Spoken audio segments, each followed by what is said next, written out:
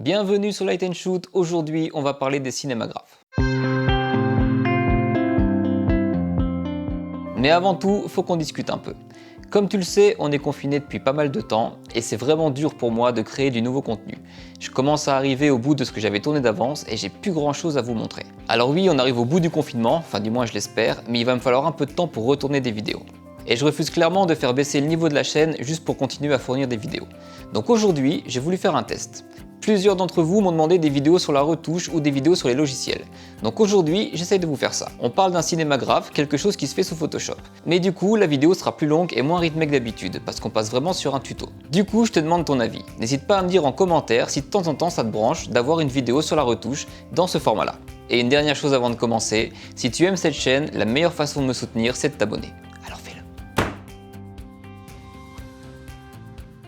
Le cinémagraphe, c'est un hybride parfait entre la photo et la vidéo. C'est concrètement une photo avec une partie qui bouge. Ça paraît un peu bizarre, mais regarde, un cinémagraphe, c'est ça.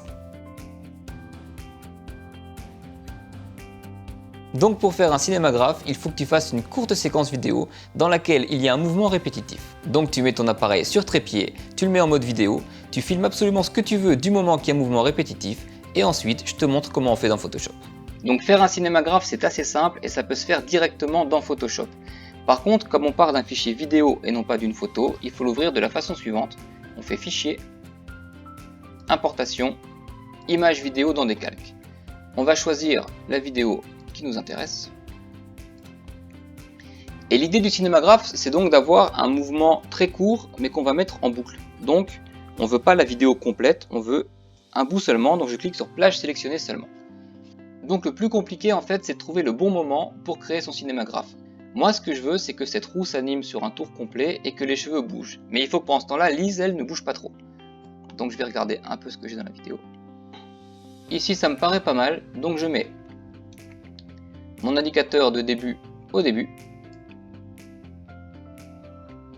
et mon indicateur de fin à la fin.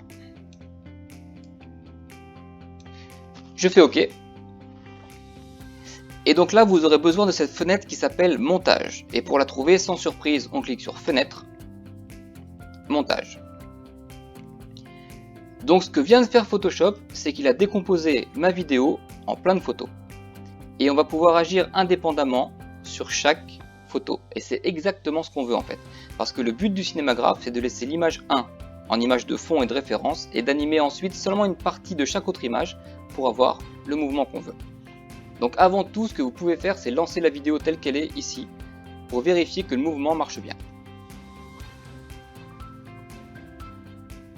Donc là on est pas mal, j'ai une petite saute quand ça fait une boucle, mais forcément avoir un mouvement parfait des cheveux c'est très compliqué, donc on va dire que là ça va. On va dans la partie calque, on laisse le calque 1 tel qu'il est, on clique sur le calque suivant, calque 2, et on remonte tout en haut, on fait Shift, on clique sur le dernier pour tout sélectionner, et on les met dans un dossier. Donc j'ai mon image de référence calque 1 en dessous et un groupe au-dessus. Maintenant je prends mon lasso et je vais aller sélectionner la partie de mon image que je veux animer. Donc d'où l'intérêt de ne pas faire bouger le modèle, parce qu'on va vouloir animer seulement une partie de son visage. Pour ce qui est du fond, on peut le faire grossièrement, l'appareil étant sur trépied, ça n'a pas bougé. Donc là j'ai ma sélection qui est faite. Je vais maintenant faire sélection intervertir pour sélectionner le reste de l'image et garder ma sélection vide. Et ensuite je fais calque, masque de fusion, masquer la sélection. Donc, comme on le voit sur mon calque, seule ma sélection est visible. Si je lance mon cinémagraphe tel qu'il est maintenant, ça va me donner ça. Parce que du coup, j'ai mon image de référence et ensuite seulement une sélection. Ce que je vais faire maintenant, c'est que je vais cliquer ici sur 2 et je vais aller sélectionner jusqu'au bout avec Shift et clic.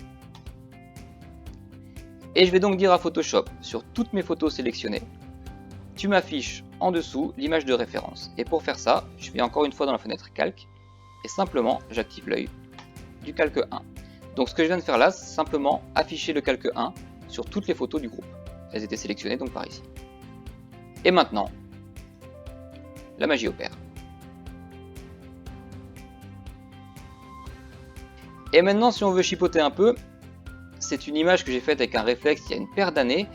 Et c'est assez plat, il n'y a pas de traitement. Donc on peut, si on le souhaite, aller appliquer un traitement par au-dessus de tous ces calques.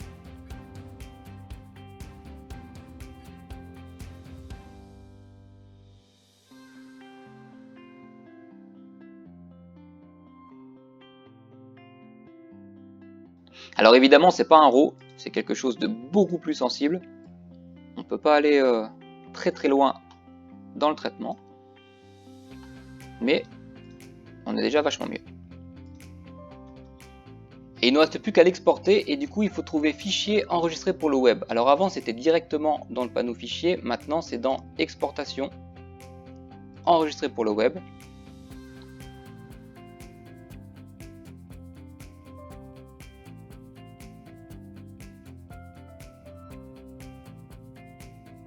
J'espère que cette vidéo t'a plu et je te dis à très bientôt sur Light & Shoot.